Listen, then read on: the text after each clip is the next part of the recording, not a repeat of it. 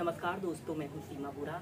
दोस्तों, आज हम आपको शरीर की फ्लेक्सिबिलिटी को बढ़ाने के लिए कुछ स्टैंडिंग योगाभ्यास बताएंगे। इन अभ्यासों को करने से हमारे संपूर्ण शरीर की स्ट्रेचिंग होती है और यह अभ्यास को करने से जिन लोगों का शरीर दुबला पतला या कमजोर है, उन लोगों के लिए भी यह बहुत अच्छे अभ्यास होते हैं। इन अभ्यास को करने से हमारे पैर काफी मजबूत बनते हैं और यह अभ्यास हमारे संपूर्ण शरीर में ब्लड सर्कुलेशन को दुरुस्त रखते हैं। आइए देखते हैं कि शरीर की फ्लेक्सिबिलिटी को बढ़ाने के लिए किए जाने वाले इन अभ्यासों को कैसे प्रैक्टिस किया जाता है। दोस्तों, शरीर की फ्लेक्सिबिलिटी को बढ़ाने के लिए हम खड़े होकर कुछ अभ्यासों को प्रैक्टिस करेंगे। सबसे पहले हम ऐसे ही सीधे खड़े हो जाते हैं और अपने दोनों पैरों के बीच में ऐसे आधे से 1 फीट का ऐसे स्पेस रख लेते हैं और अपने दोनों हाथों को कंधों के समानांतर ऐसे सीधे कर लेते हैं। और फिर इसके बाद आपने ऐसे एक काल्पनिक कुर्सी पर आपने बैठना है, पंजों के बल आपने बैठना है, एड़ियां ऊपर की तरफ रहेंगी और 10 सेकंड तक ऐसे ही रुके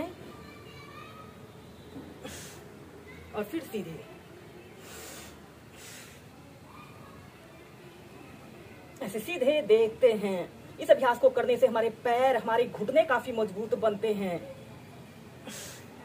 ऐसे ही इसे 5 से 6 बार कीजिए और फिर इसके बाद अपने दोनों हाथों को ऐसे अपने कमर के पास ऐसे रख लेते हैं और फिर ऐसे एक काल्पनिक कुर्सी पर आपने बैठना है, पंजों के बल आपने बैठना है, एड़ियां ऊपर की तरफ रहेंगी।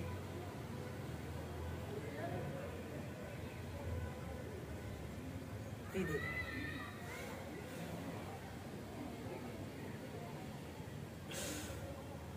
ऐसे ही 4 से 5 बार कीजिए। इसके बाद आपने अपने दोनों पैरों के बीच में ऐसे कम से कम 2 से 2.5 फीट का ऐसे स्पेस रख लेते हैं और अपने दोनों हाथों को कंधों के समानांतर ऐसे सीधे कर लेते हैं और फिर ऐसे राइट घुटने को ऐसे मोड़ लेते हैं और दूसरे हील को ऐसे बिल्कुल, दूसरे पैर को बिल्कुल सीधा रखते हैं और सीधे देखते हैं। फिर सेंटर में आते हैं, फिर दूसरी साइड से ऐसे ही दोनों साइड से इसे कम से कम 10 से 15 बार कीजिए। अगर आपको ऐसे करने में दिक्कत हो रही हो तो स्टार्टिंग में जितना आप कर पा रहे हैं अपनी फ्लेक्सिबिलिटी के अनुसार ही प्रैक्टिस करें। स्टार्टिंग में आप इतना ही कर पा रहे हैं तो इतना ही करें। अपने दोनों हाथों को जमीन पर ऐसे रख लेते हैं और फिर ऐसे सीधे, फिर ऐसे।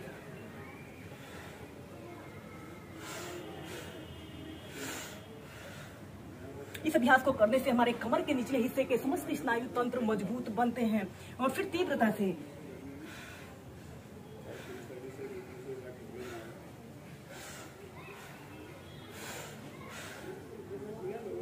या फिर अपने दोनों हाथों को ऐसे प्रणाम मुद्रा बनाकर ऐसे कमर गर्दन बिल्कुल सीधी करते हुए सीधे देखते हैं, फिर धीरे धीरे सीधे। इसके बाद हम नेक्स्ट अभ्यास करेंगे।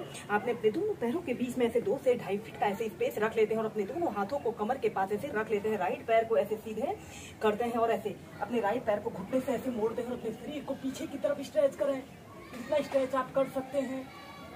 फिर सीधे, फिर दूसरी साइड से 5 से 10 सेकंड रुके, फिर सेंटर में आते हैं, श्वास अंदर भरते हुए पीछे और फिर सीधे। ऐसे ही दोनों साइड से इसे 8 से 10 बार करें।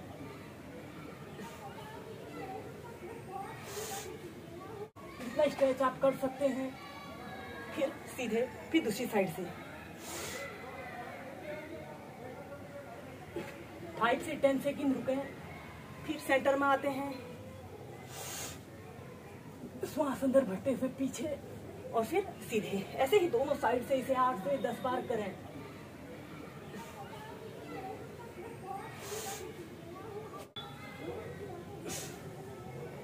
और फिर ऐसे सीधे। इसके बाद हम नेक्स्ट अभ्यास करेंगे उत्कट कोणासना। यह स्ट्रेचिंग का एक बहुत अच्छा अभ्यास है। इसे करने से हमारे घुटने, हमारे जंघा काफी मजबूत बनते हैं।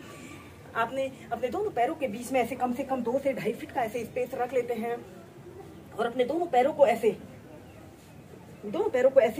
सीधा करना है और फिर अपने दोनों हाथों को ऐसे अपने घुटनों के पास रखते हुए ऐसे सीधे देखते हैं या फिर अपने दोनों हाथों को प्रणाम मुद्रा बनाकर किसी एक वस्तु पर अपने ध्यान को केंद्रित करें। अपने ऊपरी शरीर को भी ऊपर की तरफ खींचते हैं।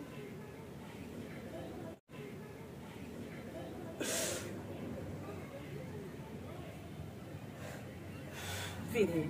ऐसे ही से आप कम से कम 4 से 5 बार कीजिए। इसके बाद हम नेक्स्ट अभ्यास करेंगे हस्त उत्तानासना और पाद हस्तासना को एक साथ करेंगे। ऐसे ही आपने सीधे खड़े हो जाना है। श्वास अंदर भरते हुए अपने दोनों हाथों को पीछे की तरफ करते हैं, श्वास छोड़ते हुए ऐसे पाद हस्तासना की पोजीशन पर आइए। 10 सेकंड तक रुके, श्वास अंदर भरते हुए पीछे, श्वास छोड़ते हुए आगे। ऐसे ही 8 से 10 बार श्वास प्रश्वास के साथ करते हैं। जैसे आपके दोनों पैर बिल्कुल सीधे रहे हैं और अपने दोनों हाथों को घुटनों के पीछे से लगाकर